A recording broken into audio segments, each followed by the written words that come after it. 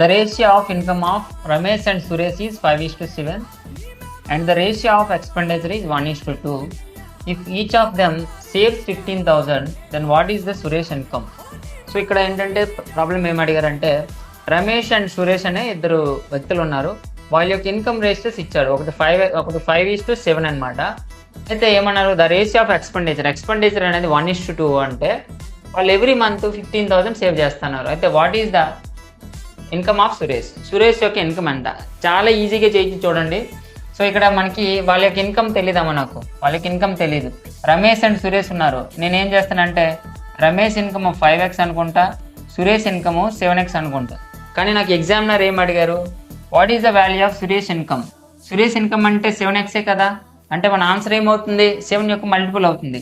25,000 కాదు, 15,000 కాదు, 45,000 కాదు, 35,000 అనేది మన యొక్క ఆన్సర్. అంతే, సింపుల్. 7x కావాలి నాకు వాల్యూ, 7x వాల్యూ కావాలి. 7x అనేది దేంతో డివైడ్ అవుతుంది, 35తో డివైడ్ అవుతుంది. సో మన ఆన్సర్ అనేది డి అవుతుంది.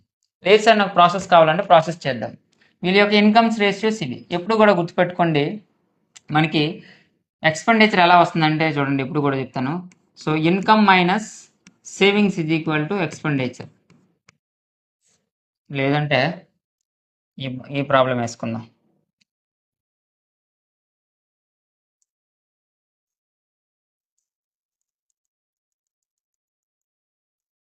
ఓకే, సరే అలాగే చేద్దాంలేండి. So income minus savings is equal to expenditure.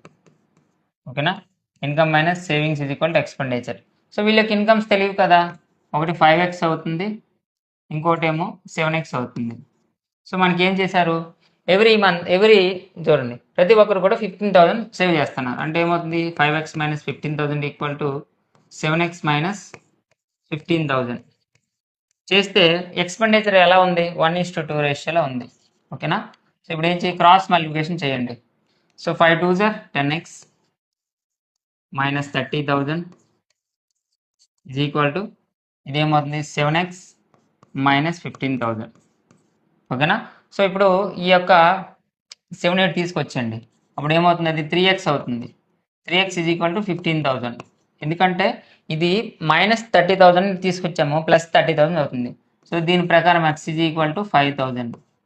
So x value 5,000 అయితే 7x వాల్యూ ఏమవుతుంది, 5,000 35,000 అనేది మన యొక్క ఆన్సర్ డి.